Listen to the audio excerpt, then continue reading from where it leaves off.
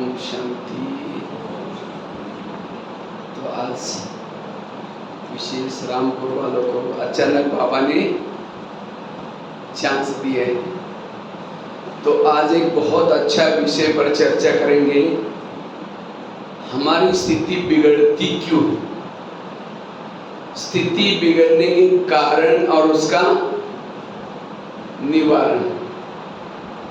क्योंकि वर्तमान समय हमें अपनी स्थिति को क्या करना है, पावरफुल बनाना है, शक्तिशाली बनाना है।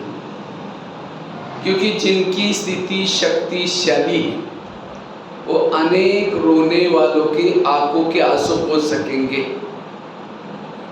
जिनकी स्थिति शक्तिशाली है वो वायुमंडल को अच्छा बनाने की सेवा कर सकेंगे। जिनकी स्थिति पावरफुल शक्तिशाली है उनका भविष्य का पद कैसा होगा, ऊंचा होगा। जिनकी स्थिति शक्तिशाली है उनको संगम युग का आनंद आएगा, उनको अतीन्द्रिय सुख की अनुभूति होगी। इसलिए वर्तमान समय आप अपनी स्थिति को पावरफुल बनाने की जरूरत है। लेकिन अभी हम ज्ञान मार्ग में चलते चलते हमारी स्थिति क्यों बिगड़ जाती है?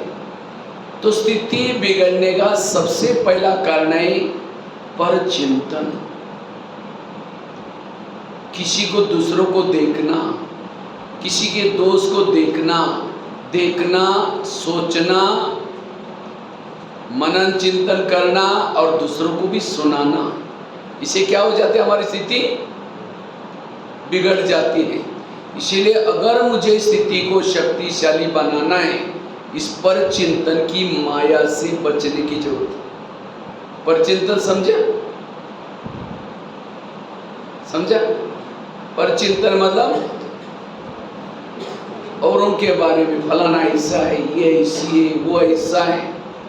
तो इसमें से कौन कौन जो पर चिंतन कभी नहीं करते हो, हाथ खड़ा करो। मुश्किल ये है, कौन ऐसा है बेटा? नहीं, हम कभी किसी का पर चिंतन नहीं करते। है कोई? हाथ नहीं उठ रहे, मतलब करते हैं। तो क्या क्या फायदा उससे होता है? हो सकता है कोरोना काल में करुणा लेके जाने वाला था, लेकिन बाबा ने रहम किया, करुणा को बोला इसको कुछ दिन जिंदा रखो। अभी तक इसने इतनी कमाई नहीं किया, इसलिए बाबा ने हमको जिंदा रखा है। किस लिए? हमारे जन्म जन्मांतर के विकर्म को खत्म करने के लिए, पुण्यात्मा बनने के लिए, न कि परचिंतन करके विकर्म करने के लिए, वायुमंडल खराब करने के लिए नहीं रखा।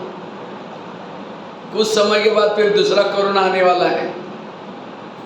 इसीलिए बाबा कहते बच्चे गिनती के श्वास हमारे हैं, इसीलिए परचिंतन करके किसी के दोष दे करके उसको व्यर्थ नहीं गवाओ। 84 जन्मों की सीढ़ी देखा है ना, उतरने के लिए कितना समय लगा? कितना समय लगा? 5000 साल लगा। और उसी सीढ़ी को ऊपर चढ़ना है कितना समय है? एक जन्म। और एक जन्म तो सबको थोड़ी मिला है।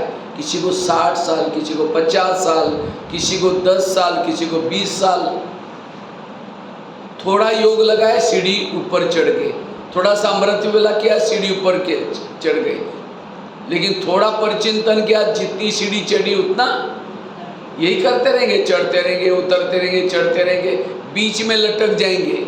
इसीलिए आज से मुझे किसी के भी दोष नहीं देखना, किसी के अवगुणों का वर्णन नहीं करना।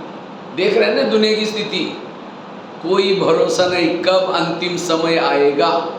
इसीलिए अब मुझे अपने जन्म जन्मांतर के विकर्मों को खत्म करने के लिए सोच चिंतन करना है। कभी भी किसी का परचिंतन नहीं करना, क्योंकि परचिंतन करने वालों को बाबा प्यार नहीं करता। किसी के घर में जाओ, उनके बच्चे बैठे, बाप भी बैठा है, बच्चों को कहेंगे बच्चा ठीक नहीं, नालायक है, ऐसा है वैसा है, और बाप को कहेंगे आप बहुत अच्छा, आप कितने अच्छे। बाप कहेंगे तुम पहले यहाँ से भाग जाओ, तुमने मेरे बच्चों की गिलानी की, तो मेरे बच्चा बोलता है। इसी तरह सारे संसार के जितने लोग हैं किसके बच्चे? बाबा के बच्चे सारा दिन कहेंगे वो बहन ऐसे, वो भाई ऐसे, वो ऐसे, और शाम को आकर के मीठे बाबा, प्यारे बाबा, आप शांति के सागर, दया के सागर। बाबा कहेगा तुम यहाँ से पहले भाग जाओ, तुमने मेरे बच्चों को गिलाने की। तो मेरा बच्चा बोलता है भगवान से प्यार करने से पूर्व भगवानी रचवी दुनिया का हर इंसान मुझे प्रिय चाहिए, इसलिए पर चिंतन से बचना। वैसे तो भाई लोग भी करते पर चिंतन, लेकिन माताएं ज्यादा करती, हाँ, क्योंकि माताओं में सहन शक्ति ज्यादा है कम है, हाँ? माताएं सहन तो करती हैं। पति ने कुछ बोला थप्पड़ थोड़ी मारेंगे वापिस, सास ने कुछ बोला थप्पड़ थोड़ी मारेंगे, चुप तो रहेगी। लेकिन जैसा पति खेती में चला गया, ऑफिस में चला गया, पड़ोसने के बाद जाएगी, कहेगी खाना खाया, कहेगी क्या खाओ, मेरे पति ने आज घमासान किया। वो कहेगी मेरा भी कोई कम है क्या, यही तो मैं सुनाने के लिए आई हूँ, मेरा पति ऐसा है, मेरी सास भी ऐसे। वो कहेगी मेरी सास भी ऐसे। वो अपने पति की, अपने घर की सुना रहे, या अपने घर के पति की सुना रहे। फिर वो जाते जाते कहेगी मैं कभी कभी इसको धमकाती हूँ, तुम भी कम नहीं करना, न तो सिर पर बैठेगा, अभी से कंट्रोल में रख। बस वो बातें सुन के आई और शाम को आने का इंतजार करे, अब कब आएगा, धमकाना है। शाम को जब आता है पानी मांगता है, कैसे देंगे, ले तेरे को आता नहीं, गुस्से से पानी दिया, खाना गुस्से। ये परचिंतन का परिणाम। परचिंतन करने से जिसका परचिंतन करेंगे उसके लिए नफरत आएगी, उसके लिए घृणा आएगी, उसके लिए वैर होगा, विरोध होगा। इसीलिए आज से हमें परचिंतन की माया से बचना है। कई कहते हैं हम करते नहीं, कोई आकर के सुनाता है तो क्या करें, क्यों सुनाता है? हम सिर हिलाते, अच्छा और क्या हुआ, अच्छा और क्या हुआ। जब सिर हिलाएंगे तो सुनाने वालों को क्या होता है? अब किसी को वोमिटिंग आती है, उल्टी आती है, वो कहाँ जाता है? वॉश बेसिन में जाता है। और उल्टी कोई क्यों करता है? चटपटी चीजें खाई, सड़ा हुआ, तला हुआ, गला हुआ खाया, पेट में डाइजेस्ट नहीं, और उल्टी करेंगे। और उल्टी कहाँ करते हैं? वॉश बेसिन में। तो कान कोई हमारा वॉश बेसिन तो नहीं है ना, वैसा कान का आकार कैसा है? सुंदर सा वॉश बेसिन है। वो कोई उल्टी करता तो हम नाक बंद करके उसको भगाते हैं, और यहाँ कोई उल्टी करने के लिए आता है, परचिंतन सुनाने के लिए आता है, तो और क्या हुआ? उठ के भी जा रहे हैं, बैठो ना, चाय पानी पी के जाओ ना, बताओ ना और क्या हुआ। अगर ऐसी किसी की निगेटिव बातें सुनेंगे तो दिल में बाबा कैसे बैठेगा। इसीलिए अब हमें संगम युग में परचिंतन की बातों से बचना है। परचिंतन करने वालों को सुख शांति का अनुभव नहीं होगा। एक शिष्य था, सब ध्यान से सुन रहे ना, बीच में एक बार ताली बजाओ। ये मैं देख रहा हूँ किसी किसी की तो आंखें भी बंद हो रही है थोड़ा सा।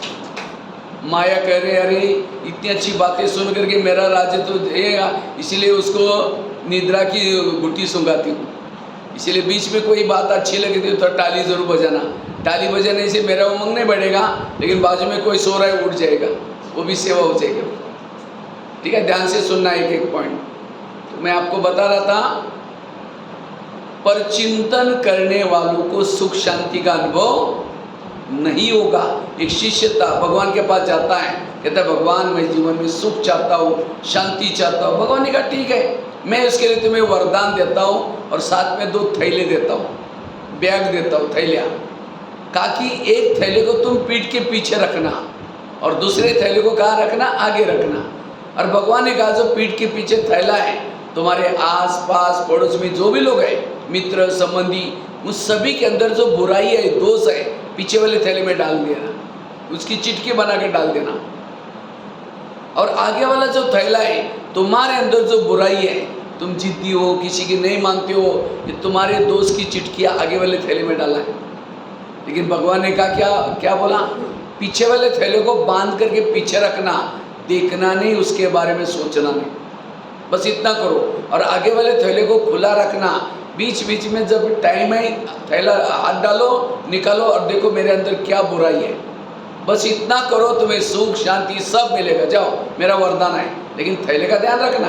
कहता भगवान मुझे सुख चाहिए, मैं ऐसा ही करूँगा जैसे आपने कहा। चला गया। तो कुछ समय के बाद वो व्यक्ति क्या करता है? पीछे का थैला आगे करता और आगे का थैला, जैसे उसने थैले उल्टे किए उसके वरदान उल्टे हो गए। फिर भगवान के पास आता है, कहता है भगवान मुझे सुख मिला ही नहीं, मुझे शांति मिली ही नहीं। भगवान ने कहा अच्छा तो तुमको जो मैंने थैले थे उसको कहाँ रखा? कहता भगवान मेरे से कई बार भूल हो गए, मैंने पीछे का थैला आगे किया। भगवान ने कहा यही तुम्हारे दुखों का कारण है। तो ये कहानी किसी और की नहीं, किसकी कहानी है? हमारी अपनी कहानी है। हम भी यहाँ आते क्यों आते हैं? थोड़ा सुख मिल जाए, शांति मिल जाए। तो बाबा कहते हैं ठीक है बच्चे, तुम्हें सुख मिलेगा, शांति मिलेगा, मेरा वरदान है, लेकिन साथ में मैं 2 थैले देता हूँ। कौन सी? दूसरे की बुराई को कहाँ रखो? पीछे रखो, और अपने बुराई को आगे। लेकिन हम बाहर जाकर के क्या करते? पीछे का थैला आगे और आगे का थैला। यही आज हमारे दुखों का कारण है। इसलिए आज से कभी भी पीछे का थैला आगे, तो कैसा आगे हो गया पता चलेगा। कहते अच्छा और क्या हुआ? बस थैला आगे हो गया, माया पता ही नहीं चलने देगी कि पीछे का थैला कब आगे करेगी। इसीलिए कभी कभी मुरली में बाबा कहते बच्चे झगमई नहीं करो, बच्चे किसी का परचिंतन नहीं करो। परचिंतन करने वाला इस ज्ञान से चला जाएगा। आपको रहना है, जाना है यहाँ, हाँ? रहना है ना। और तो यहाँ से चले जाएंगे उनको सत्य का वर्षा मिलेगा, कैंसल हो जाएगा। बाबा ये भी कहता है मेरे अच्छे अच्छे बच्चे थे, ज्ञान योग करते थे, सेवा भी करते थे, लेकिन आज है ही नहीं, चले गए। मैंने देखा काफ़ी सारा, मैं तो 30-40 साल से देखता हूँ, कई भाई बहने बहुत सेवा करते थे, ज्ञान योग करते थे, लेकिन आज वो है ही नहीं, चले गए। क्यों? उन्होंने किसी के दोस्त देख लिया। मैंने देखा यहाँ भी कई लोग बहुत पुराने थे, अभी मैं देखता हूँ सभा में आते ही नहीं है। क्यों? उन्होंने किसी के दोस्त, घाटा उनका हुआ या दोस्त देखने वाला का हुआ? खुद का हुआ ना। एक सत्संग चलता था, ध्यान से सुनना। उस सत्संग में बहुत सारे लोग आते थे। तो एक दिन गुरुजी को शिष्य ने पूछा, गुरुजी मुझे एक वरदान चाहिए। तो गुरुजी ने कहा क्या वरदान चाहिए? कहते हैं मेरे बारे में सबके दिल में क्या चलता है ये मैं जानना चाहता हूँ। गुरुजी ने कहा ठीक है, मैं तुम्हें वरदान देता हूँ, साथ में एक छड़ी देता हूँ। छड़ी मतलब मांत्रिक डंडा। जब भी किसी के दिल में तुम्हारे बारे में कुछ चलता है, वो जानना है, ये छड़ी को दिल में रखो, उस व्यक्ति का नाम लो, पता चलेगा। तो वरदान दिया, छड़ी दी, उसी से चला गया। अचानक शिष्य को याद आता है पहले मैं गुरुजी की चेकिंग करता हूँ, गुरुजी के दिल में मेरे बारे में क्या चलता है। तो छड़ी को दिल में रखा, गुरुजी का नाम लिया, थोड़ी छड़ी काली होगी। तो उसको लगता है गुरुजी के अंदर मेरे बारे में कालापन है, इनको गुरुजी बना करके फायदा क्या? आश्रम में आना बंद हो गया। 1 दिन हो गया, 2 दिन हो गया, महीना हुआ। तो गुरुजी उसके घर में जाता है, कहते क्या जी आजकल आप आश्रम में नहीं आते? नहीं जी आजकल घर में मेहमान आते, मेरी तबीयत खराब है, थोड़ा सा आजकल कोरोना काल है और गेहूँ कटाई का समय है और ऐसे ऐसा बच्चों की परीक्षा है। तो गुरुजी ने कहा 6 साल से आश्रम में आते थे, आंधी आए, तूफान आए, कुछ भी हो जाए, अब हमेशा आते थे, अभी क्या हुआ? नहीं जी नहीं, चलो कुछ बात है। कहता है गुरुजी आपके अंदर मेरे बारे में कालापन है, जो छड़ी दिया ना मैं इसे देख लिया। गुरुजी ने कहा अच्छा ये बात है क्या? लेकिन तुमने देखा कि तुम्हारे अंदर औरों के बारे में कितना कालापन है? कहा कि नहीं देखा। देखो शिष्य ने छड़ी को दिल में रख करके अपना खुद का नाम लिया, पूरी छड़ी काली हो। शिष्य की पूरी काली, थोड़ी सी सफेद बन रही थी, और गुरुजी की कितनी काली थी? थोड़ी सी काली थी, बाकी सारी सफेद थी। तो अपनी काली देकर के उसको शर्म आई, सिर झुकाया। गुरुजी ने कहा कोई बात नहीं, मैं ही जब आश्रम में आया था शुरू में मेरी भी छड़ी काली थी, लेकिन मैंने तपस्या करके, सेवा करके, दान पुण्य करके ये सब निकल गई। थोड़ा सा बची है, मैं हूँ इंसान, लेकिन मैं तो सेवा कर रहा हूँ, दान पुण्य कर रहा हूँ, पुरुषार्थ कर रहा हूँ, निकल जाएगी। लेकिन तुम मेरे को देख करके आश्रम में नहीं आओगे, जो तुम्हारी सफ़ेद बन रही वो भी काली हो जाएगी। तब वो शिष्य कहता है गुरुजी आज तो आपने मेरी आंखें खोली, मैं कितना बुरा काम करने जा रहा था। कहा कि कोई बात नहीं, आज से कभी भी बढ़ोगी कमजोरी नहीं देखना। तो ये कहानी भी किसी और की नहीं, किसके? हमारी खुद की है। हम भी जब शुरू में आ रहे थे, हमारी आत्मा कैसी थी? काली थी। हमारी छड़ी काली थी, आत्मा काली थी। लेकिन यहाँ आते आते सेवा करना शुरू किया, योग लगाना शुरू किया, मुरली सुनना शुरू किया, वो काली की क्या बनना शुरू हुआ? सफ़ेद बनना शुरू हो गया। लेकिन जैसे बहनों के संपर्क में आए, सेवा के संपर्क में आए, फिर कहेंगे यहाँ जो पैसे देते ना, ज़्यादा उनको आगे करते। फलानी भाई जी ऐसे, उस सेंटर पर ऐसा चलते, मेरे को कोई रिगार्ड नहीं देता, रिस्पेक्ट, कोई ना कोई किसी का दोस्त देख लिया, भावना बिगड़ गई। याद रखना, भावना और योग इसका बहुत गहरा कनेक्शन है। जितनी सेंटर के लिए भावना, मधुबन के लिए भावना, भाई बहनों के भावना, जितनी भावना ऊंची उतना योग भी ऊंचा। जो आपकी भावनाओं को बिगाड़ने वाली बातें सुनाता है, उसको हाथ जोड़ो, ऐसी फालतू बातें हमको नहीं सुनाया करो। यह हमारा कान का कूड़ा जाना है, कचरा जाना है। इसलिए पर इसको ही बाबा दूसरे में शब्द में कहते हैं, बच्चे संग दोष से बचे रहो। संग दोष मतलब कोई अज्ञानी बात नहीं, कोई ज्ञानी है, कोई सेंटर की, कोई मधुबन की, कोई बहनों की बुराई बातें सुनाता है, यह संग दोष। मुश्किल से ये ब्राह्मण परिवार मिला है, मुश्किल से ये ज्ञान मिला है, कितनी तपस्या किया है, और फिर यहाँ करके किसी के दोष देखेंगे। दोष देखने वालों को कहेंगे कौवा, और गुण देखने वालों को कहेंगे, तो आपको कौवा बनना है, हंस बनना है। आज कई भाई बहनें कहते, पता नहीं मेरे बुद्धि को ताला लगा हुआ है, पता नहीं मुरली याद ही नहीं रहती। अगर मुरली याद नहीं रहती, ज्ञान का मनन चिंतन नहीं चलता, इसका मतलब आपके अंदर दोष देखने की आदत है, किसी का परचिंतन करने की आदत है। परचिंतन करने वाले के बुद्धि को ताला लग जाता है। इसलिए आज से इस परचिंतन से क्या करना है? स्वयं को बचाना है। कभी भी परचिंतन करके वायुमंडल खराब नहीं करना। आज जिस बहनों की बुराई देख रहे हैं, जिसकी कमजोरी देख रहे हैं, आज वो कितना साल से ज्ञान में चल रहे हैं, उन्होंने कितनी तपस्या की, कितनी सेवा की, उनकी सफेद छड़ी भी तो है ना। इसलिए छोटी सी अवगुणों को देख करके इस ज्ञान से वंचित नहीं होना। कई भाई बहने गए, घाटा उनका ही हुआ, ना इधर के ना उधर के हो गए। इसलिए मेरे साथ ऐसा ना हो जाए, इसलिए मुझे परचिंतन से बचना। तो सब आगे हाथ करके प्रतिज्ञा करेंगे, सब हाथ आगे करेंगे। प्यारे बाबा, ये संगम युग चल रहा है, और इस संगम युग में हम किसी का भी परचिंतन नहीं करेंगे, परचिंतन से मुक्त बनेंगे। परचिंतन करके वायुमंडल को खराब नहीं करेंगे, परचिंतन से मुक्त बनेंगे। सदा आत्मचिंतन, परमात्मा चिंतन करेंगे, परचिंतन से मुक्त बनेंगे। वायुमंडल को सदा अच्छा बनाने की सेवा करेंगे। ठीक है? अपने हाथ की लाज रखना। परचिंतन एक बहुत बड़ा असुर है, राक्षस है। इसे हमारी आपस में दूरियां पैदा करता है, आपस में संबंध बिगाड़ता है, वायुमंडल को खराब कराता है। इसलिए परचिंतन से बचना, इससे स्थिति बिगड़ती है। दूसरी बात है, हमारी स्थिति क्यों बिगड़ती है? उसका कारण है ईश्वरीय नियम और मर्यादा का उल्लंघन।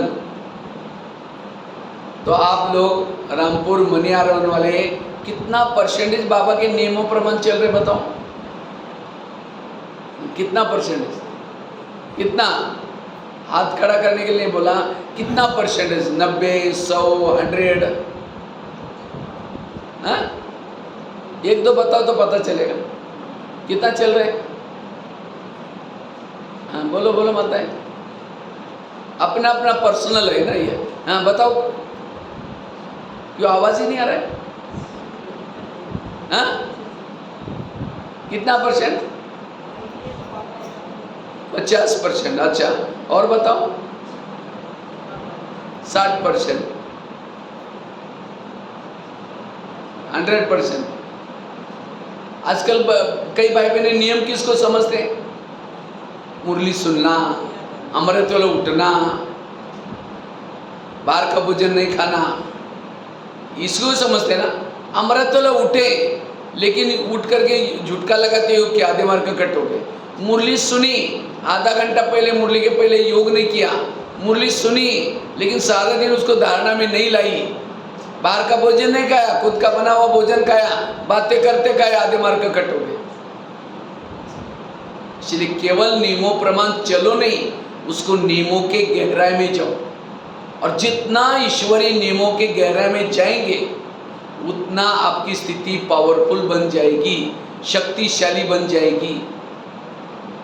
लेकिन आज हम नियमों का उल्लंघन क्यों करते? लोक लाज, या फिर भी यूपी में लोक लाज कम है। मैं तो राजस्थान में रहता हूँ तो कई बार वहाँ आसपास के सेंटर पर जाता हूँ, जब वहाँ माताएं जब क्लास में आते हैं घूंघट लेकर के बैठेगी। वहाँ की प्रथा है ज़्यादा राजस्थान में, घूंघट लेकर के बैठेगी, दृष्टि लेना है थोड़ा घूंघट खोल करके ऐसा ऐसा करते रहेंगे। अभी कुछ दिन पहले वहाँ मधुबन में सेवा में राजस्थान के भाई बहने बहुत सारे आए थे। तो एक 8-10 साल पहले की बात है। तो मैं टेलीफोन एक्सचेंज में खड़ा था, तो कुछ माताएं टेलीफोन एक्सचेंज में, वो पहले एसटीडी थे ना, उसमें फ़ोन करने के लिए आती थी। तो एक माता जी फ़ोन करने के लिए आई थी। जब फ़ोन करने के लिए आई थी तो जब पहले तो आई थी घूंघट वगैरह नहीं लिया था, ऐसे ही ये थी। जब उसका फ़ोन लगा फटाफट घूंघट लेकर के अंदर से बात कर रही थी फ़ोन से। तो मैंने माता जी को पूछा, माता जी ऐसे घूंघट से बात क्यों कर रहे थे? कहते ससुर जी से बात कर रहे थे ना। मैंने कहा ससुर जी कहाँ है? कहते जयपुर में है। अब जयपुर अब रोड का डिस्टेंस कितना है? 500 किलोमीटर। हमने कहा वहाँ से ससुर जी ने तो देख तो नहीं लिया, मेरे बहू ने तो बिना घूंघट से बात किया। लेकिन मुझे अच्छा लगा, देखो ससुर जी के लिए कितना बड़ा रिस्पेक्ट है, कितनी मतलब ये घूंघट रिस्पेक्ट, बड़ों के लिए रिस्पेक्ट के लिए लेते हैं। हमारे से बड़े आते हैं उनके सामने चेहरा ढक करके रखना, ये रिस्पेक्ट है। लेकिन ससुर जी का ससुर जी कौन है? शिव बाबा, उसके लिए इतनी रिस्पेक्ट है। अगर अमृत वाला नहीं उठेंगे ससुर जी क्या बोलेंगे? मुरली सुनने के लिए नहीं जाएंगे ससुर जी क्या बोलेंगे? उसके लिए एक जन्म के लिए ससुर जी के लिए इतना लोक लाज। और लेकिन परमात्मा जो जन्म जन्मांतर का ससुर है उसके लिए कोई लोक लाज? अगर लोक लाज करने एक परमात्मा की करो, बाकी किसी की करने की कोई जरूरत नहीं। लोग इस दुनिया में ऐसे हैं, घोड़े पर बैठने में नहीं देंगे, पैदल चलने में नहीं देंगे। इसलिए कहते हैं ना, सुनो सबकी करो अपनी मन की नहीं। फटाफट बोल दिया, अपने मन की करो, अपनी मन की नहीं श्रीमत की करो। सुनो सबकी करो, बोलो श्रीमत की। ये दुनिया की कहावत है, सुनो सबकी करो अपने मन की। दुनिया में लोग घोड़े पर बैठने में नहीं देंगे, पैदल चलने में नहीं देंगे। अब यहाँ आएंगे तो क्या बोलेंगे? ओम शांति में जाते हैं, बाहर का भोजन नहीं खाते, सफेद ड्रेस पहनते, फैशन नहीं करते। कोई लाइफ है क्या? इसीलिए दुनिया में आए क्या? अरे खाओ पियो मौज करो, ये किसने देखा है आगे क्या होने वाला है? ठीक है, कल से यहाँ आना बंद कर दो, फैशन करके, एक सिगरेट लेकर के, पैंट पहन करके, बाल खुले करके गली में घूमते रहो फैशन करके। क्या बोलेंगे? अरे ये कौन सा अवतार करके आए? कुछ पूजा पाठ करो, कुछ ये करो। ये करेंगे तो भी बोलेंगे, वो करेंगे तो भी। इसलिए वही करो जो परमात्मा को प्रिय है, परमात्मा को पसंद है। इसीलिए लोक लाज नहीं करो। एक बार सीता राम जी के पास हनुमान जाता है, वो सीता अपने बालों में सिंदूर लगा रही थी। तो हनुमान पूछते, माता जी क्या लगा, क्या है, क्या लगा रहे? कहते ये पतिव्रता का प्रतीक है, इसलिए वो सिंदूर लगा रहे। उसको लगता है कि एक तिलक लगाते ही राम जी इतना खुश हो जाता है, पतिव्रता का प्रतीक है। भागे भागे जाता है, दुकान से सिंदूर की बोरी खरीद करता है और पूरा शरीर को रगड़ रगड़ के लगा करके राम जी के पास जाता है। तो राम जी ने कहा ये क्या लगा, क्या है वो लाल लाल? कहा कि सीता माता ने कहा सिंदूर लगाने से आप खुश हो जाते, वो तो तिलक लगाते, मैं पूरा लगा क्या है, उसको लोग लजाई, अगर सिंदूर लगाऊंगा समाज क्या बोलेगा, ये दोबारा निकलेगा नहीं निकलेगा, उसको नशा चढ़ी से राम जी खुश हो जाता है। तो जो पहनने से, जो खाने से, जो करने से परमात्मा खुश हो जाता है, उसके लिए लोक लाज नहीं करनी है। इसलिए कभी भी लोक लाज हो करके नियमों का उल्लंघन नहीं करो। अगर लोक लाज करेंगे, नियमों को तोड़ देंगे, धर्मराजपुरी में सजा मिलेगी। कोई आएगा लोग, धर्मराज जी इनको छोड़ो, हमने इनको बोला था इसलिए ऐसा किया था, कोई आएगा? इसलिए सीता कमजोर क्यों बनी? क्यों बनी? उसने क्या क्या रेखा का उल्लंघन किया। तो जब हम नियमों का उल्लंघन करते हैं तब जाकर के हम कमजोर बन जाते हैं, स्थिति बिगड़ जाती है।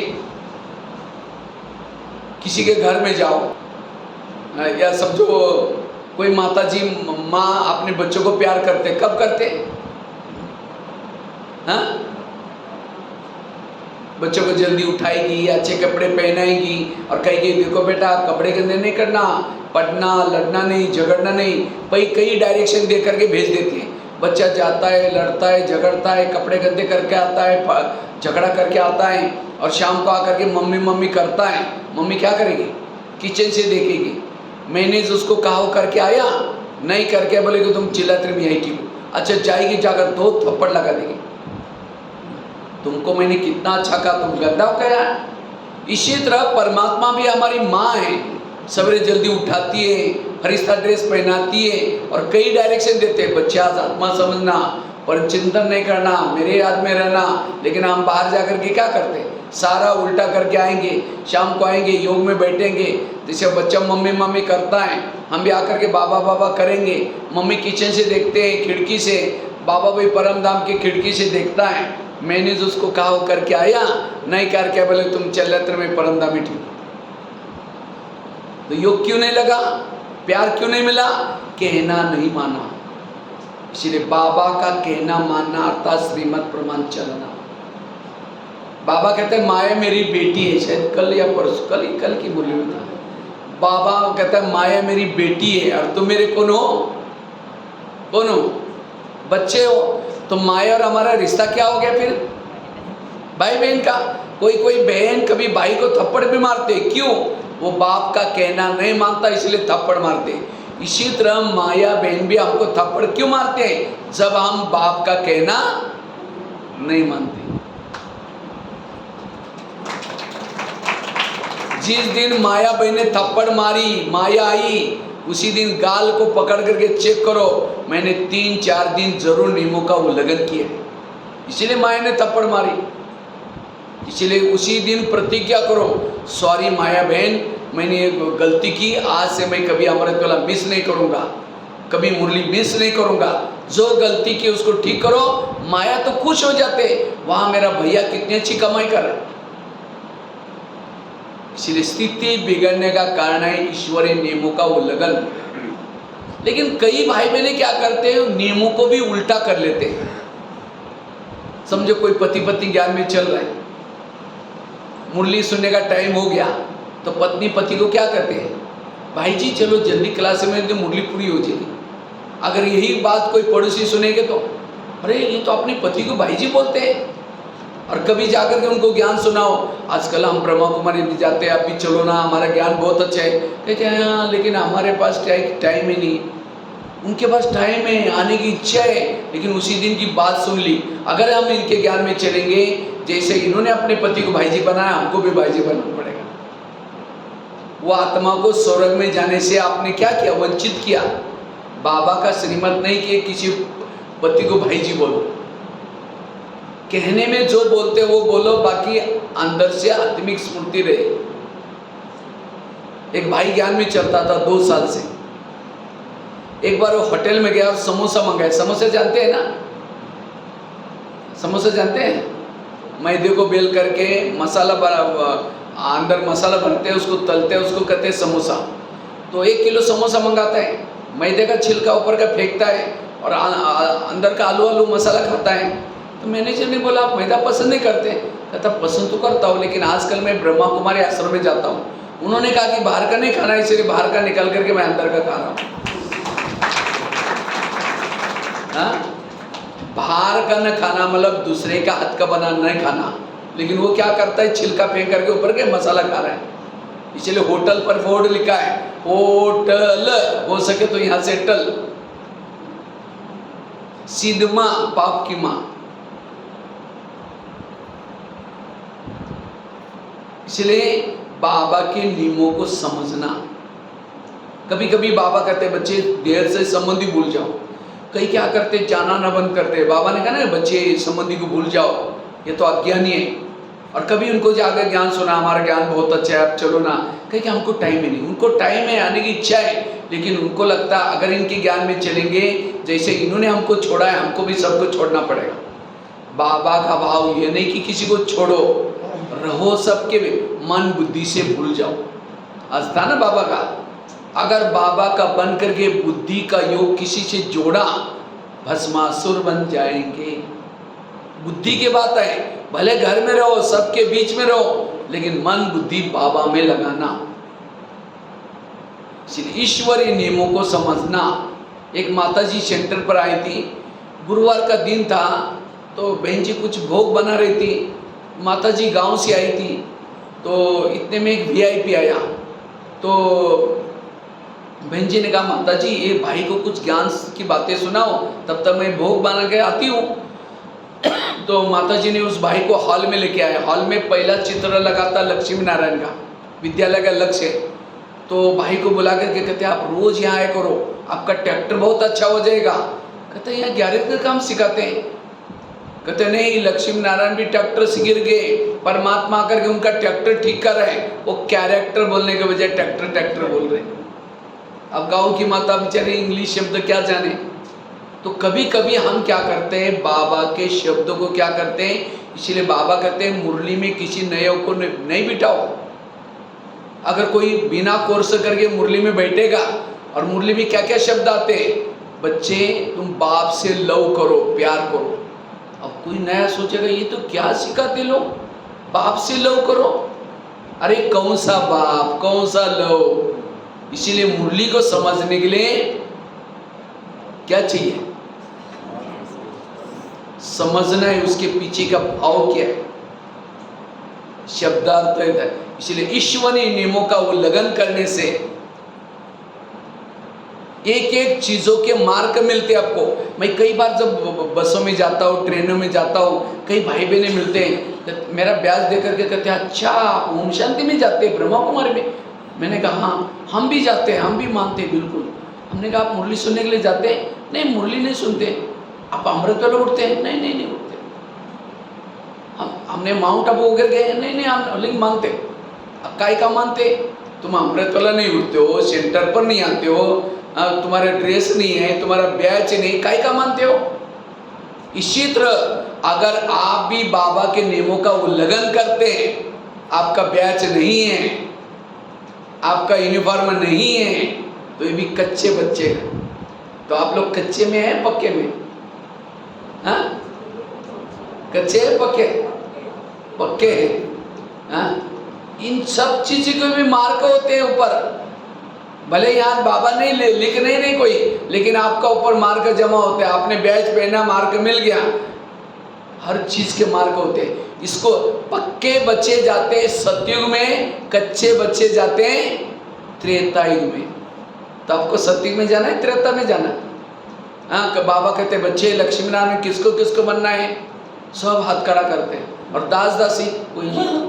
और नियमों पर प्रमाण चलने के लिए बोलेंगे बाबा हम गृहस्थ में रहते हैं ना, इसीलिए सब पहनना पड़ता है, नहीं करते हैं। बाबा कहेगा गृहस्थ में रहते हैं, आप चाहे दास दासी बन जाओ।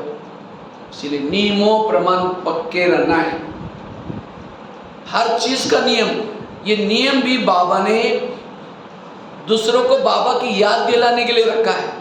इसलिए जितना नियमों प्रमाण चलेंगे पक्के बनेंगे, योग अच्छा लगेगा, स्थिति अच्छी बन जाएगी। दो बातें बताई। तीसरी बात है हमारी स्थिति बिगड़ती क्यों है। स्थिति पावरफुल बनाने के लिए रोज सवेरे 3 चीजें करो। अमृत वेला का योग अच्छा करो। अमृत वेला कौन कौन करता है? हाथ खड़ा करो। आज किसने किसने अमृत वेला की? बस, बाकी अमृत वेला नहीं करते हैं। अच्छा, कोई हाथ भी खड़ा किया होगा, अगर उनका कोई चुपचाप वीडियो बनाया जाए अमृत वेला का योग का, और वही वीडियो 10 बजे आपको दिखाई जाए, ये सवेरे का अमृत वेला का आपका वीडियो, कहेंगे मेरा है, मैंने ऐसे किया था। दीवार के सारे बैठे, मुंह खुला, आंखें बंद है। 2 बार मच्छर अंदर मुंह में गया और बाहर भी आए, पता भी नहीं चला। अगर ऐसा योग करेंगे स्थिति कैसी बनेगी? इसलिए अमृत वेला आंखें खोल करके बैठो, और केवल आंखें खोल के भी नहीं बैठो। समझो कोई मेहमान को आप बुलाए घर में, लेकिन मेहमान आने से पहले अंदर से कुंडी लगा करके दरवाजा बंद करके सो जाओ। वो बेल बजा रहे, घंटी बजा रहे, दरवाजा नहीं खोलो। अब उसको कैसा लगेगा, अरे मेरे को ये लोगों ने बुलाया, और अंदर से खिड़की दरवाजा बंद करके बैठे, वो चला जाएगा, क्योंकि वो 10 काम छोड़ के आया। फिर फोन करो, क्या बात आप आए नहीं? कहेगा मैं आया था, बेल बजाई थी, आप अंदर ही थे, कहीं गए भी नहीं थे। नहीं प्लीज आओ, जरूरी काम है, वो आया।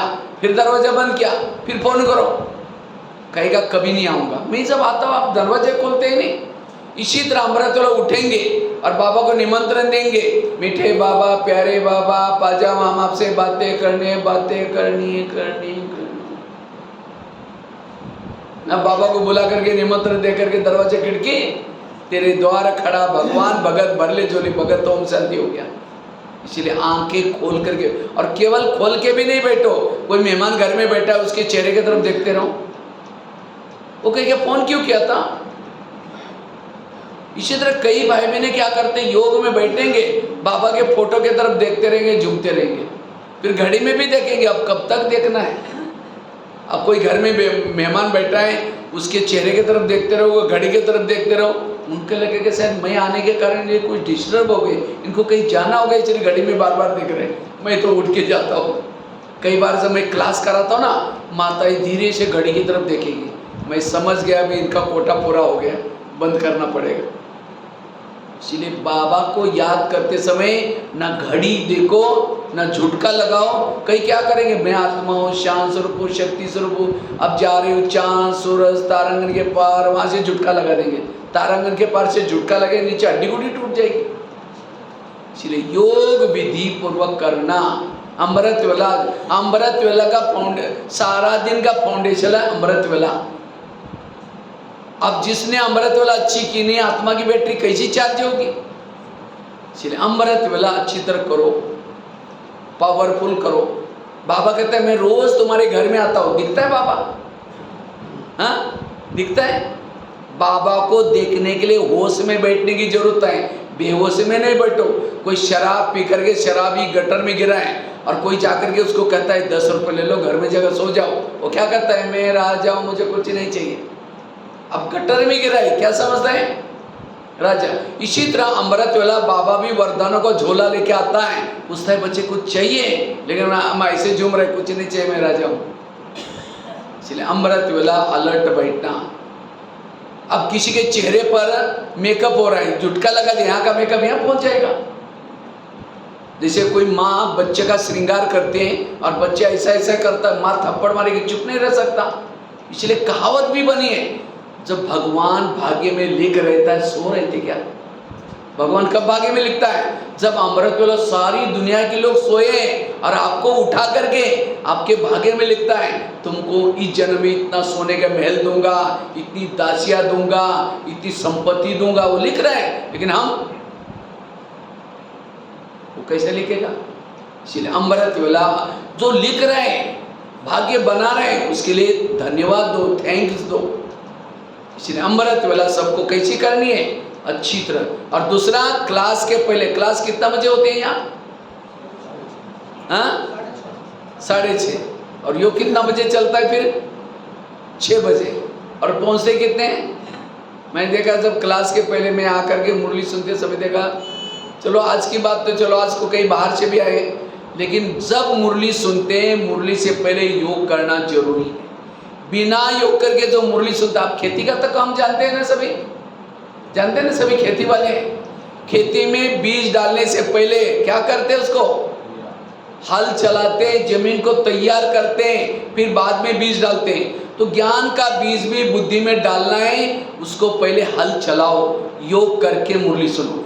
बिना योग करके जो मुरली सुनेगा वो मुरली कोई काम के नहीं। ये कोई महाराज जी के सत्संग नहीं है। इसलिए क्लास मधुवन में होता है ना, मधुवन में मुरली चलती है, उससे पहले क्या चलता है? योग चलता है। लेकिन आज हम क्या करते, आएंगे सीधा मुरली सुन के जाएंगे, इसीलिए बदलाव नहीं आ रहा है। इसीलिए जब माताएं मुरली सुन के घर में जाते हैं, घर वाले क्या बोलते हैं? मुसीबत आ गई। क्या समझते हम हमको देख करके? मुसीबत। क्यों? अभी तक कोई बदलाव आया ही नहीं। और कहते हमको भगवान पढ़ाता है और गुस्सा नहीं छोड़ा, अभी भी लोभ लालच नहीं गई। क्यों? योग नहीं किया, योग नहीं किया, इसलिए मुरली का रस चेहरे में अभी भी उदासी है, चेहरे में अभी भी खुशी नहीं है। कौन कहेगा इनको भगवान पढ़ाता है? इसलिए आधा घंटा सबको क्लास के पहले क्या करना है? सेंटर का वायुमंडल को अच्छा बनाने, तो आधा घंटे का योग चाहिए। आपको किसी को बुलाने की जरूरत नहीं, लोगों को, लोग अपने आप खींच के यहाँ आएंगे जब यहाँ लाइट जलेगी। इसलिए हमें आधा घंटा क्लास के पहले योग करना है, कल से जरूर करना सबको। मुरली मुझे लगता है मुरली को सीधा सीधा पढ़ो, मुश्किल से 20-25 मिनट लगता है मुरली में, कुछ ज्यादा ये करने। लेकिन योग जरूरी है, अगर योग नहीं परिवर्तन नहीं होगा। और वो योग भी कैसा करो? विधि से। कई माताएं क्या करते हैं, योग लगाने के लिए आ रहे हैं, रास्ते में देखा ये सवेरे सवेरे सब्जी वाला गाड़ी वाला जा रहे हैं, वाह कितनी अच्छी सब्जी लाया, सोचेंगे आज शाम को इसकी सब्जी बनाएंगे। पहले सोचेंगे जाकर के योग करेंगे, जाते समय लेके जाएंगे, ये दुकान वाला तो यहीं खड़ा है। फिर यहाँ आए, लाल लाइट चल रहा है, गीत बज रहा है, शुरू करेंगे मैं आत्मा हूँ, शांत स्वरूप हूँ, शक्ति स्वरूप हूँ। फिर सोचे अरे झोला थैला तो लाए नहीं, अब सब्जी कैसे लेके जाए? फिर कहेंगे ठीक है, उसके पास तो प्लास्टिक का झोला तो होगा ही, मैं आत्मा हूँ, शांत स्वरूप हूँ, शक्ति स्वरूप हूँ। फिर सोचे कि गैस के ऊपर जो दूध रखा था गर्म करने के लिए, यहाँ आने के चक्कर में उसको बंद किया या कम किया या बंद किया, चलो कोई बुझाई देगा। फिर कहेंगे मैं आत्मा हूँ, शांत स्वरूप हूँ, शक्ति स्वरूप हूँ। फिर सोचे अरे घर में तो मेहमान आने वाला था, रात को उनका फोन भी आया था, और मैंने रात को ही सोचा था कि उनके लिए आज छोले बनाएंगे दिन में, लेकिन रात को तो बातों बातों में तो भूल गए, अभी तो भिगा ही नहीं सकते, चलो छोले कुछ और पनीर वगैरह बना देंगे, मैं आत्मा हूँ, शांत स्वरूप हूँ, शक्ति। अब लाल लाइट की सफेद लाइट होगी, योग का टाइम। सामने वाला बैठने वाला क्या सोचता है, वाह इन्होंने आधा घंटा योग किया, लेकिन इनका योग कहाँ लगा है? वो सब्जी वाला योग या फिर छोले वाला योग, बाबा वाला योग नहीं। अगर ऐसा योग करेंगे तो क्या परिवर्तन आएगा? इसलिए योग करते समय व्यर्थ बातों का चिंतन नहीं करो। व्यर्थ बातों का चिंतन, अब समझो कोई माँ कोई मेहमान बहुत बड़ा है और उससे बात करे और बीच में बच्चा आता है, मम्मी मेरा किताब कहाँ है, मम्मी मेरा, कहीं ठहर जाओ मैं बातें कर रही, बात करी बाद में ले लेना। इसी तरह अमृत विलास क्लास के पहले सबको क्या करना है? अच्छी तरह योग करना है।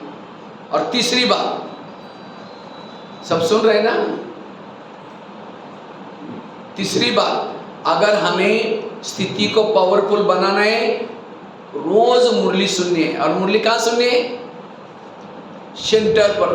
आजकल कईयों को ऑनलाइन में मुरली सुनने की माया लगी है। जो ऑनलाइन में मुरली सुनेगा उसकी पूजा भी ऑनलाइन से हो जाएगी, और ऑनलाइन में पूजा होती है उसकी लड्डू की खुशबू आएगी। इसलिए रोज यहाँ आकर के पढ़ाई करो, और जो यहाँ आकर के पढ़ाई करता है उसकी स्थिति पावरफुल बनती है। एक बार ब्रह्मा बाबा को दादियों ने पूछा था, बाबा त्रेतायुग वालों के लिए पढ़ाई का प्रबंध आप क्या करेंगे? त्रेतायुग वालों के लिए 33 करोड़ के लिए क्या प्रबंध करेंगे? मधुवन में इतना किचन, डाइनिंग हॉल ये सब बनाना पड़ेगा।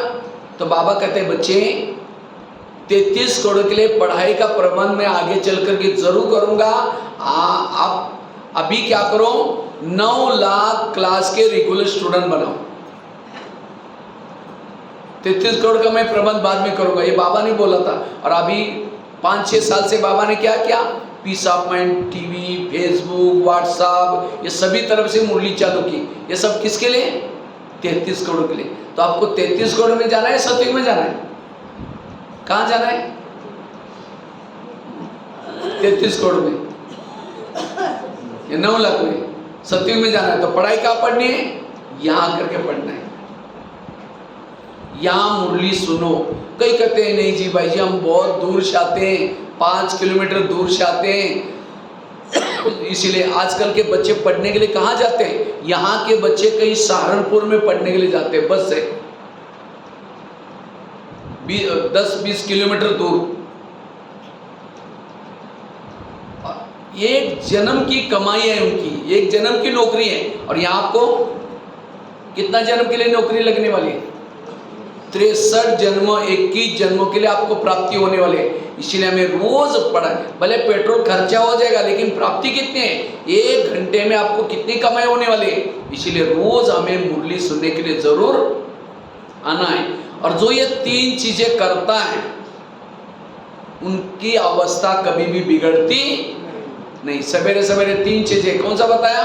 अमृत वेला का योग, क्लास के पहले का योग, और तीसरा रोज की मुरली सुनना। जो ये 3 चीजें करेगा उसको किसी के दोष दिखाई नहीं पड़ेंगे, अवगुण दिखाई नहीं पड़ेंगे, कोई गाली भी देगा, अपमान भी करेगा, कोई टेंशन तनाव भी नहीं आएगा। 1-2 महिलाएं थी, ध्यान से सुनना। ये पढ़ाई क्यों जरूरी, 3 बातें बताई। क्लास अमृत वेला, क्लास के पहले योग और तीसरा मुरली, ये 3 क्यों जरूरी है? ये 3 चीजें करने से कोई भी व्यर्थ नेगेटिव चिंतन भी नहीं चलेगा। तो 2 महिलाएं थी, एक महिला रहती थी 2 मंजिल पर ऊपर और दूसरी महिला रहती थी 1 मंजिल पर। 2 मंजिल वाली महिला क्या करते हैं, रोज अपने घर के खिड़की से पड़ोसी के छत पर देखती हैं, तो छत पर वो कपड़े सुखाते हैं, उसके कपड़े देकर के पति को बुलाती हैं, कहते इसको कोई अक्ल नहीं, कितने गंदे कपड़े हैं, कितने मैले कपड़े हैं। पति को कहते जाओ पूछ के आओ वो क्या साबुन लगाती है, क्या सर्फ लगाते हैं। पति कुछ नहीं बोलता, रोज बुला करके कहते पूछ के आओ। एक दिन जब उसने उसी खिड़की से देखा तो पड़ोसनी के कपड़े अच्छे दिखने लगे। फिर पति को बुलाया, कहते आज इसको कैसे अक्ल आ गई, कितना अच्छा धुला के, जाओ पूछ के आओ। पति धीरे से मुस्कुराता और कहता है आज सवेरे सवेरे मैंने अपने घर की खिड़की के कांच साफ किए, शीशे साफ किए। ताली तो बजी नहीं, क्या बात है, समझ में है सबको? उनकी खिड़कियां गंदी थी इसलिए कपड़े, जिस दिन सेंटर पर नहीं आएंगे, मुरली नहीं सुनेंगे, अमृत वाला ठीक नहीं करेंगे, क्लास के पहले मुरली नहीं सुनेंगे, तो आपकी बुद्धि रूपी खिड़की कैसी रहेगी? गंदी। और उसी से जिसको भी देखेंगे सब गलत नजर आएगा। फिर कैसे इसको सुधरना चाहिए, इसको बदलना, सुधारना उसको नहीं है, तुम खुद गंदे हो इसलिए सब। इसलिए अपनी जैसा चश्मा पहनोगे वैसी दुनिया दिखती है, इसलिए अपना चश्मा पॉजिटिव बनाओ। इसीलिए 3 चीजें ब्राह्मणों के लिए बहुत जरूरी है। क्लास के पहले योग, अमृत वेला का योग, और तीसरा मुरली रोज सुनना। तो कितनी बातें बताई स्थिति बिगड़ने का? पहला कारण कौन सा बताया? कौन सा बताया? परचिंतन करने से स्थिति बिगड़ती है। इसलिए आज से कभी भी किसी का परचिंतन नहीं करना। उसके लिए थैले वाली कहानी, छड़ी वाली कहानी, कान में उल्टी नहीं लेना, कई एग्जाम्पल दिया। दूसरी बात कौन सी सुनाई? श्रीमत का उल्लंघन करने से स्थिति बिगड़ती है, इसलिए मुझे कोई भी श्रीमत का उल्लंघन नहीं करना है। तीसरी बात कौन सी बताई? रोज खिड़की को साफ करना, अर्थात अमृत वाला अच्छा करना, क्लास के पहले योग करना, और तीसरी मुरली ध्यान से सुनना। इससे स्थिति पावरफुल बनेगी, बिगड़ेगी नहीं। और लास्ट की एक चौथी बात सुना करके मैं पूरा करता हूँ। हमारी स्थिति क्यों बिगड़ती है? व्यर्थ सोचने से, निगेटिव सोचने से स्थिति बिगड़ती है। लेकिन आजकल के कई ब्राह्मणों के अंदर व्यर्थ चिंतन बहुत चलता है, निगेटिव चिंतन बहुत चलता है। इसने मुझे ऐसा बोला, फलाने ऐसा। अगर निगेटिव चिंतन करेंगे वायुमंडल खराब हो जाएगा। जिस घर में निगेटिव चिंतन है वहाँ लक्ष्मी वास नहीं कर सकती, वहाँ बरकत नहीं हो सकती, वहाँ पानी के मटके भी सूख जाएंगे, आपस में कड़वाहट आएगी। और जो निगेटिव व्यर्थ सोचता है, क्योंकि हमारे सोच से शब्द बनते, वृत्ति बनते, दृष्टि बनते, दृष्टिकोण बनता है, सब कुछ व्यर्थों से। इसलिए व्यर्थों से मुक्त बनना। जो व्यर्थ सोचता है, ज्यादा सोचता है, निगेटिव सोचता है, उसका दिमाग ठंडा रहेगा गर्म रहेगा?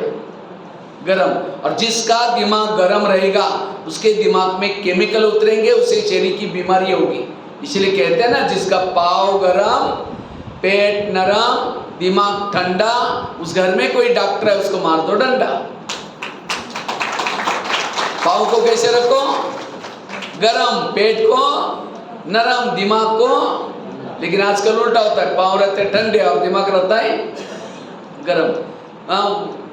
स्कूटी में चलेंगे, टोटो में चलेंगे, रिक्शे में चलेंगे, वॉकिंग करेंगे नहीं, इसलिए पाँव कैसे रहते हैं? कहीं को लगता है वॉकिंग करने से लोगों को लगेगा ये गरीब है, इनके पास कुछ भी नहीं है। इसलिए आजकल दूसरों को दिखाने के लिए गाड़ियों में चलेंगे। और पेट को कैसे रखना है? पनीर की सब्जी है 4 रोटी खाएंगे, और कद्दू की सब्जी है तो नाक ही मोड़ेंगे, क्या बनाया।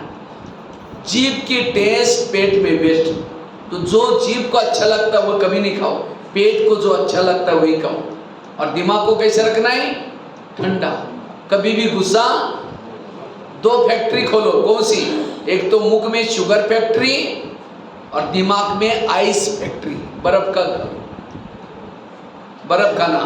इसको ठंडा रखो और इसको मीठा रखो, बस। ये 2 फैक्ट्री खोलेंगे तो आप कभी भी बीमार नहीं पड़ेंगे, सदा पॉजिटिव रहेंगे, सकारात्मक रहेंगे। हम बाबा की संडे की मुरली सुनी थी आप लोगों ने, रविवार की? हाँ, सदा संतुष्ट रहने के लिए बाबा ने 3 बातें बताई थी। एक, संबंध, सर्व संबंधों का अनुभव बाबा से चाहिए। और दूसरा, संपत्ति। कौन सी? धन वो संपत्ति नहीं, गुण और शक्तियां ये ब्राह्मणों की संगमियों की संपत्ति है। जिसके पास गुण और शक्ति है वो संतुष्ट है। और तीसरा, जिसकी सेहत अच्छी है, सेहत मतलब ये शरीर की सेहत नहीं, आत्मा की सेहत। जिसका आत्मा तंदुरुस्त है उसका शरीर भी तंदुरुस्त है, संबंध भी सब कुछ ठीक है। लेकिन आजकल सभी की आत्माओं को बीमारी लगी, कौन सी? काम की, क्रोध की, लोभ की, लालच की। और आत्मा बीमार, शरीर भी बीमार। इसलिए मन को कभी भी बीमार नहीं करो। वास्तव में ब्रह्मा कुमारी इसका केंद्र एक बहुत बड़ा हॉस्पिटल है। बाबा ने कहा ना, यूनिवर्सिटी कॉलेज कम हॉस्पिटल खोलो, तो ये कौन सा कॉलेज है? प्रिंस प्रिंसेस का कॉलेज है। और ये हॉस्पिटल भी है। आज लोगों ने अच्छे अच्छे हॉस्पिटल खोले तो भी बीमारियां बढ़ती जा रही, क्योंकि मन को ठीक करने वाला कोई हॉस्पिटल। इसलिए भोलेनाथ परमात्मा ने ये ब्रह्मा कुमारी का केंद्र खोला, ये आत्माओं को ठीक करने वाला हॉस्पिटल है। ये एक प्रकार का धोबी घाट है। आज बाबा ने कहा, भगवान को कौन सी मेहनत करनी पड़ती है? मैले कपड़ों को धुलाई करने की। तो ये क्या है? धोबी घाट भी है। ये एक ब्रह्मा कुमारी का केंद्र, एक प्रकार का डाइनिंग हॉल है। कौन सा डाइनिंग हॉल? आत्मा रूपी ड्राइवरों को भोजन करने का डाइनिंग हॉल है। इसलिए रोज भोजन करने के लिए आओ, रोज दवाई लेने के लिए आओ, रोज आत्मा के कपड़े मैले शुद्ध करने के लिए आओ। लेकिन हमें यह जरूर करना है। इसलिए पॉजिटिव बनो। आज लोगों को 70% जो बीमारी होती है निगेटिव से। आज किसी को पेट की बीमारी होती है, ईर्ष्या करने वालों को पेट की बीमारी होती है। इसलिए कहते हैं ना, तो मेरे को देख करके तुम्हारे पेट में जलन होता है क्या? और आजकल सबके पेट में जलन होता है। उसका बच्चा नौकरी में लग गया, इसके घर के सामने गाड़ी आई, ईर्ष्या करेंगे, पेट की बीमारी। आज किसी को दूर का कम दिखता है, दूसरे की बुराई को आंखें फाड़ फाड़ के देखेंगे।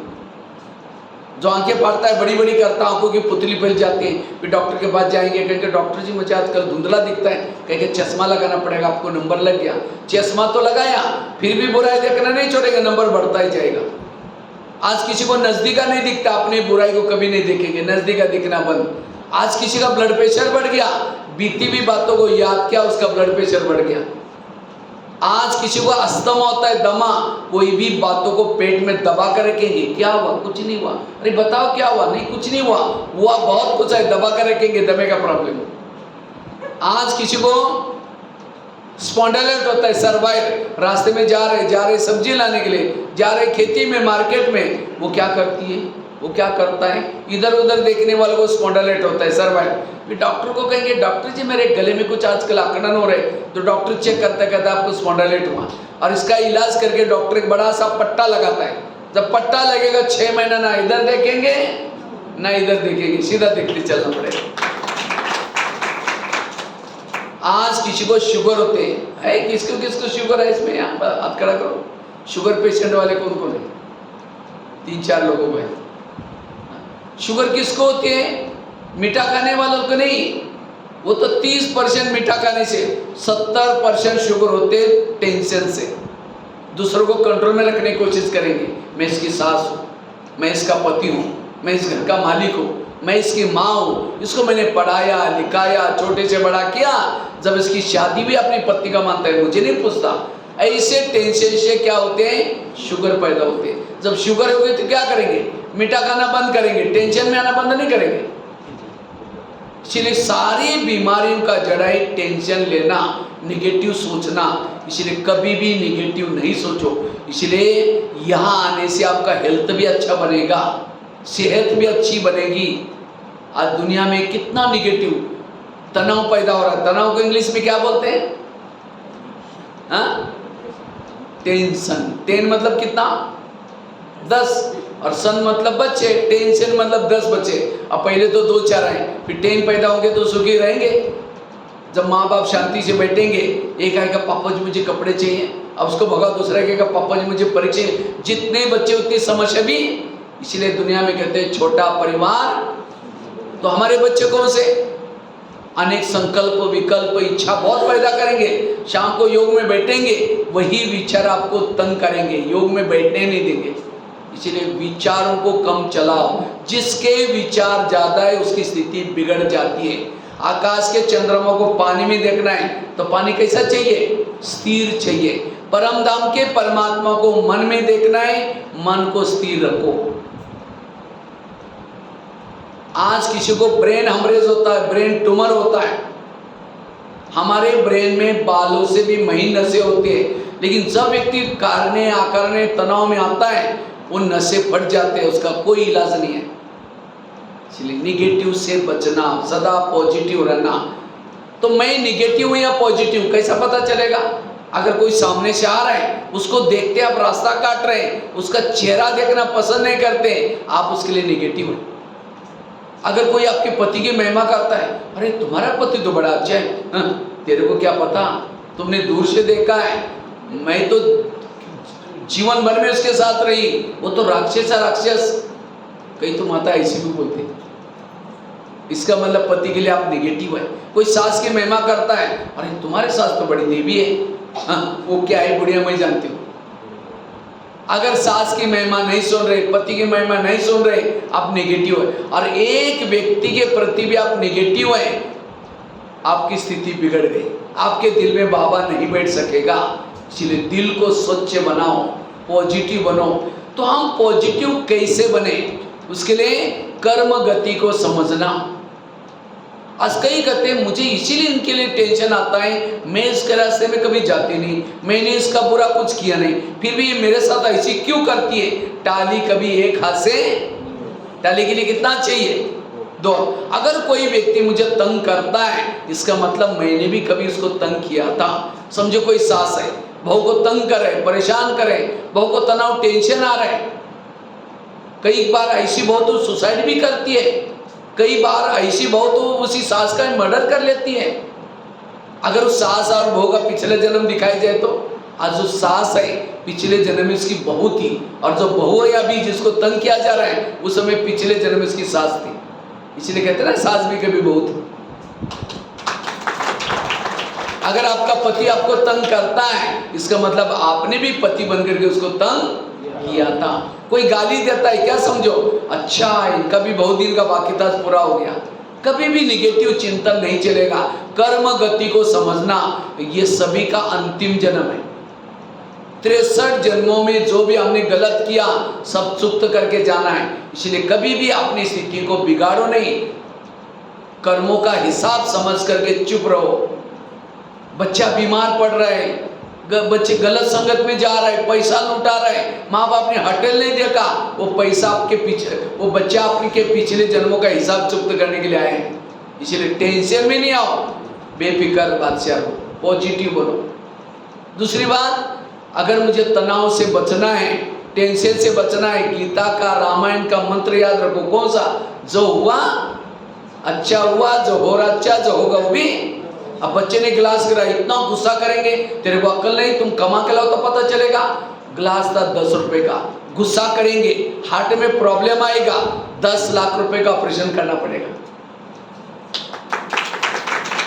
गिलास भी टूटा, कोई बात नहीं बेटा, दूसरा लेंगे, टेंशन में नहीं आओ, निगेटिव स्थिति बिगड़ जाएगी और ही प्रॉब्लम आएगा। एक लास्ट में एक रामायण की घटना सुना करके पूरा करता हूँ। राम राजा बनने वाला था, लेकिन रात में आकर के मंत्रा ने कई कई के 2-4 उल्टी बातें सुनाई। तुम्हारा बेटा भी तो है, तुम अपने बेटे को छोड़ करके राम को राजा बना रहे। और ये बातें सुन करके राम को राजा बनाने के बजाय 14 वर्ष वनवा में भेजा।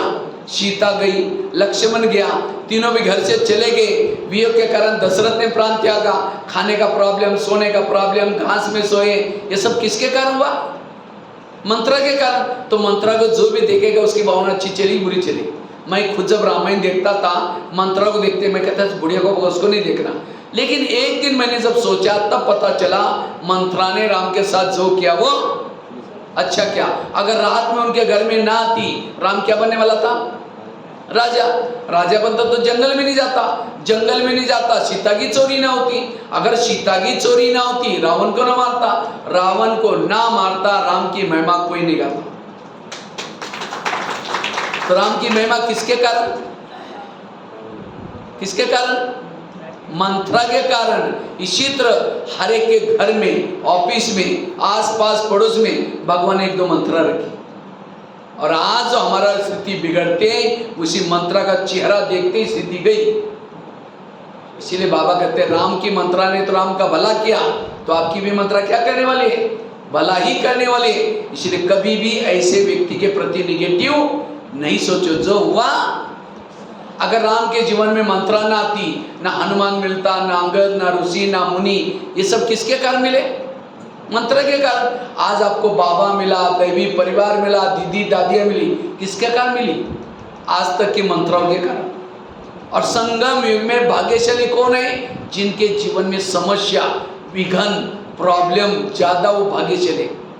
कुंती के सामने जब कृष्ण जाता है, कुंती को पूछता है तुमको भक्ति का फल क्या चाहिए? सोना चांदी जो भी मांगो, मैं तुम्हारी भक्ति का फल देने के लिए आया हूँ। तो कृष्ण कहता है बताओ तुम्हारे भक्ति का फल दे रहा हूँ। तो कुंती कहते हैं मुझे कुछ नहीं चाहिए, मुझे जीवन में समस्या चाहिए। तो कृष्ण कहता है तुम्हें क्या मांग रहे? तथास्तु, तो तुम्हारी जो भी इच्छा पूर्ण हो जाए। फिर कहा कि तुमने समस्या क्यों मांगी?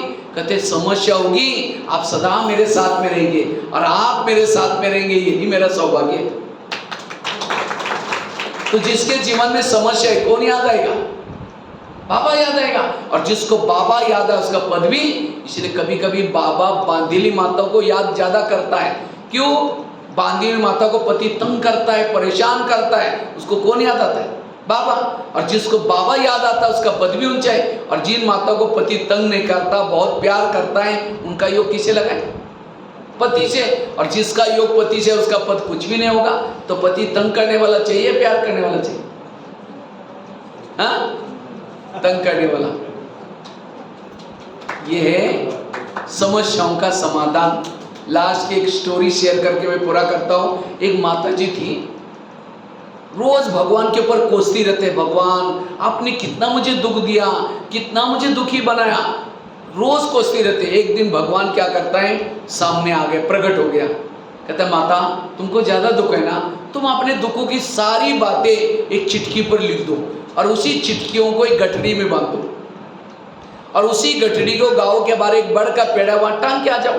तुम्हारा ज्यादा दुख है ना, मैंने तुम्हारे साथ पार्शलिटी की, कोई बात नहीं, तुम्हारी सारी बातें लिखो और वहां टांग के आ जाओ। माता बड़ी खुश, सारी बातें उसने चिट्ठी पे लिखी, मेरे को क्या क्या समझ है, और गठड़ी बनाई। उसी गठड़ी को लेके जाकर के बड़ को टांग दिया। लेकिन भगवान ने ये कहा था कि तुम्हारी टांग देना, लेकिन तुम्हें कोई भी पसंद आए, जो गठड़ी पसंद आए वो लेके आना, क्योंकि दुख दाम में रहते हो, दुख जरूरी है।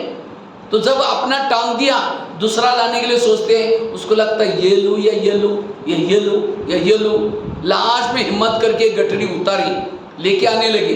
फिर उसको लगता है मेरा पति तंग करता है, सास तंग करते हैं, यही मेरा दुख है, जिसकी मैं लेके जा रही हूँ। हो सकता है उसके घर में गरीबी होगी, हो सकता है उसका पति शराबी होगा। गई वापिस, वो छोड़ दिया, अपना ही उठा के लेके आती। हर एक के जीवन का जो दुख है भगवान ने उसका कल्याण करने के लिए दिया है। इसलिए हम, अगर आपके जीवन में दुख ना होता तो यहाँ कैसे आते? इसलिए आज तक जो हुआ अच्छा हुआ। इसलिए एकांत में बैठ करके जिन्होंने तंग किया, परेशान किया, उन सबको धन्यवाद दो। आप लोगों ने हमें तंग किया, हमारा बहुत अच्छा हुआ, लेकिन फिर 5000 साल के बाद तंग करने के लिए जरूर आना। यह है दुआ। ये तो कई कहते इसको दुआ मैं कभी नहीं दूंगी, इसने मेरे साथ क्या क्या किया, वो गंदगी अंदर भरी है, कैसा दिल में बैठेगा। तो इसलिए आपके जीवन की हर घटना के पीछे कल्याण है, हर बातों के पीछे कल्याण है। मन को चुप रखो, कभी भी निगेटिव ना सोचो, तब आपकी स्थिति पावर। तो आज स्थिति बिगड़ने का कारण है निगेटिव सोचना, व्यर्थ सोचना। तो निगेटिव से बचने के लिए क्या बताया? कर्म गति को समझना। दूसरी बात बताई, जो हुआ अच्छा हुआ, मंत्र की बात। बाकी बहुत सारी बातें हैं, लेकिन यहीं पूरा करेंगे। तो स्थिति बिगड़ने के मैंने आपको 4 कारण बताए। पहला कारण कौन सा बताया? परचिंतन करने से स्थिति बिगड़ती है, और उसके लिए आप लोगों ने सभी ने हाथ भी खड़ा किया। आज से कभी किसी का परचिंतन नहीं करेंगे। अगर परचिंतन करेंगे बाबा प्यार नहीं करेगा, तो परचिंतन से मुक्त बनेंगे। अगर कोई आकर के सुनाता है, हम क्या करते? शीर हिलाते, अच्छा और क्या हुआ? एक बार अगर उल्टी करेगा, रोज उसको उल्टी लगने के बाद आपके कान में करेगा। इसलिए ऐसी उल्टी की बातें हमें सुननी नहीं है। जो परचिंतन की, सेंटर की, बहनों की कोई बुराई सुनाता है, उससे दूर रहना। जब भी आपस में मिलते हैं ज्ञान की चिट-चैट करो, बाकी ज्ञान की सीमाएं, व्यर्थ बातों का चिंतन नहीं करना। दूसरी बात कौन सी बताई? श्रीमत का पालन करना है। श्रीमत मतलब केवल अमृत वाला उठना नहीं, उठ करके आंखें खोल करके बैठना, याद में बैठना। पहनने का नियम, खाने का नियम, बाहर का भोजन नहीं खाया, घर का खाया, बातें करते क्या, परचिंतन किया, मार्क कट। बैच नहीं पहना, मार्क कट। यूनिफॉर्म में नहीं आए, मार्क कट। बच्चे जब फेल होता है, टीचर फेल नहीं करता, क्या करता है? वो देखता है जब से वो स्कूल में आया रोज यूनिफॉर्म पहन के आता था, हर टेस्ट में पास है तो पास कर लेता है। इसी तरह अगर आप फेल हो जाएंगे, बाबा क्या करेगा? देखेगा जब से बीके बना ये बिल्कुल नियमों प्रमाण चला, पास कर देगा। इसलिए नियमों प्रमाण चलना। और तीसरी बात कौन सी बताई? रोज अपने खिड़की को अर्थात अमृत वाला अच्छा करना, क्लास के पहले योग करना, और तीसरे मुरली सुनना। और चौथी कौन सी सुनाई? व्यर्थ संकल्प से मुक्त बनना। उसके लिए कर्मों की गुही गति, जो हुआ अच्छा हुआ, ये बातें सुनाई। ठीक है? ओम शांति।